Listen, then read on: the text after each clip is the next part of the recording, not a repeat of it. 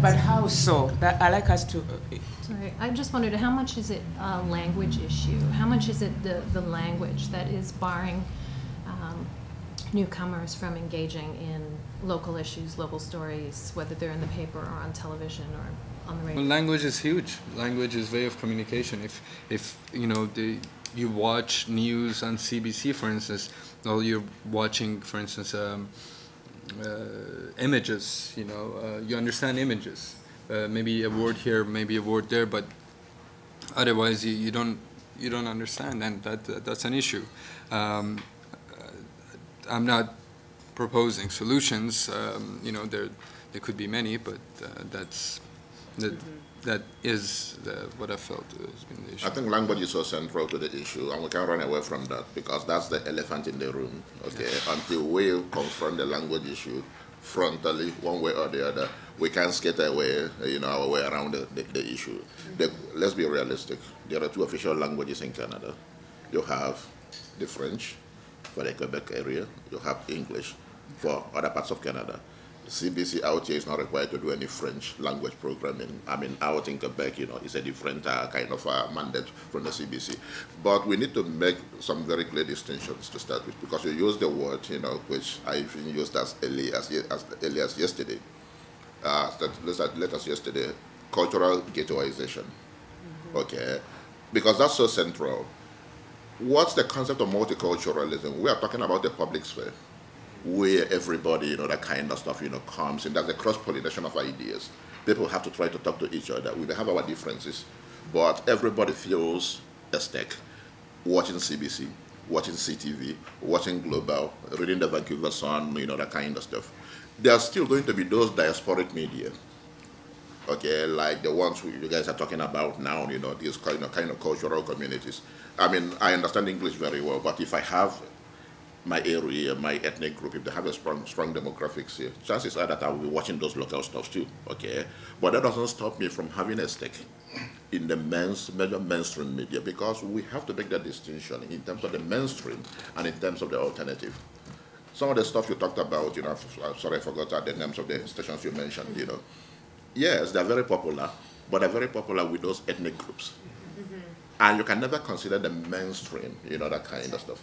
So when we talk about mainstream media, let's be realistic. We are talking about things like Global, CBC, CTV, and the key question has to be, to what extent do these ethnic communities feel a sense of belonging, feel a sense of identity, feel that their issues are being reflected in this mainstream media? And it mustn't be in their local languages. Part of the example is, I was reading a report, about Little Mosque in the Prairies. The popular, TV program. And basically, it's in English. But we're talking about Islamic life. And a lot of Canadian Muslims identify with that, that kind of stuff. They may disagree with theological issues and the rest of them. But the truth is that they felt a sense of identity watching this and feeling like, it's like we're being reflected, that kind of stuff in the mainstream media. So I think let's make a clear distinction first. What constitutes mainstream in the context of our discussion? Then what constitutes diasporic media? And they have their own place, and that's very important. We can't dispute that. But the key issue is, my understanding is, that in multiculturalism, the key issue is that cross-pollination of ideas. People from different areas and the rest of them having a stake in the public sphere and feeling that, I can read the Vancouver Sun and begin to think, it doesn't, it's for this maybe middle class, maybe white guys, and it doesn't kind of reflect my issue, Then to that extent, I would say, okay, it's not my media. Yeah. Or something with CTV, something with Global, Yeah. So yeah, I totally agree. Which kind of is what I had planned to say about the second question, which is the barriers that exist in mainstream media. No offense, even just to my own workplace, but everybody's workplaces here, but I find that sometimes there's a lack of cultural experience in these mainstream outlets. For example, if they're going to do a cultural story, it's oftentimes, things that are kind of negative, and the gang violence in Surrey or whatever. But I don't think that they really go into the viewpoint from an ethnic perspective, that's, I think, one thing. And oftentimes when I see stories that are about ethnic communities on mainstream media, it's from the external perspective, which is not always giving the full picture. I call it the expert. Yeah, experts. exactly. And you know, We need as the reporters inputs. and as people on air, we have a way of making people think in a way. So if we are giving it from an external perspective, it's not really showing all sides of the story oftentimes. So the other thing is it goes back to who's on the chain, you know, in these mainstream media as well.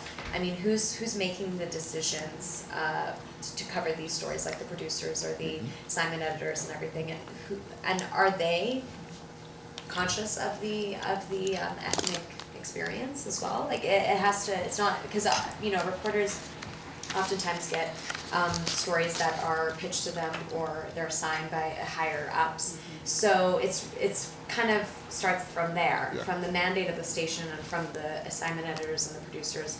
Are they really grasping what needs to be said in those stories? So that's something that we need to. And following up on that, it is our hope that through the internship placement, Yes.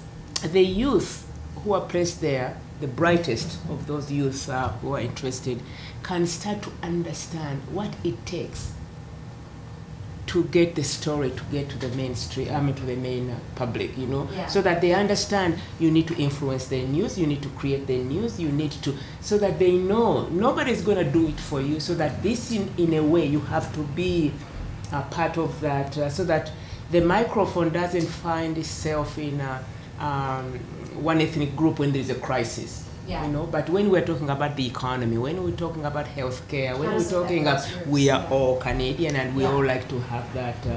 That's I think. Yeah. I think that's you know, I feel like what you're doing is very important in as to create a new language, a new media language that doesn't exist today.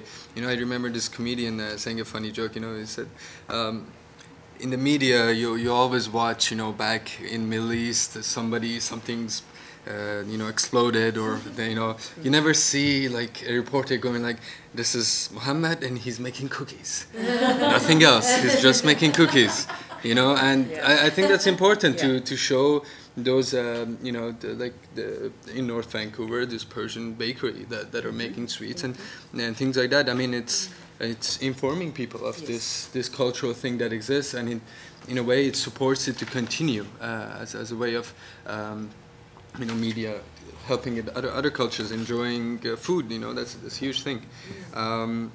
Another thing, you know, I'm kind of going off topic here, but I feel like youth that come here, I mean, I was talking about adults earlier, but youth who are, you know, more receptible and get language much quicker, they end up watching non-Canadian mainstream media. It's the things that come from America that doesn't really, you know, that connects those youth together, like watching cartoons. You know, I won't name many, or different programs like that kind of connect them, that they have something in common. I think there can be better things for them to connect to with each other than those shows that are particularly might not help build community and for integration. Yeah, it's another thing. Sorry, it's better to say it's better to say even negative things than to say nothing at all. That's what I believe. I mean, even if you say negative things, that creates discussion, but whereas you don't say anything, it leaves nothing for to be talked about.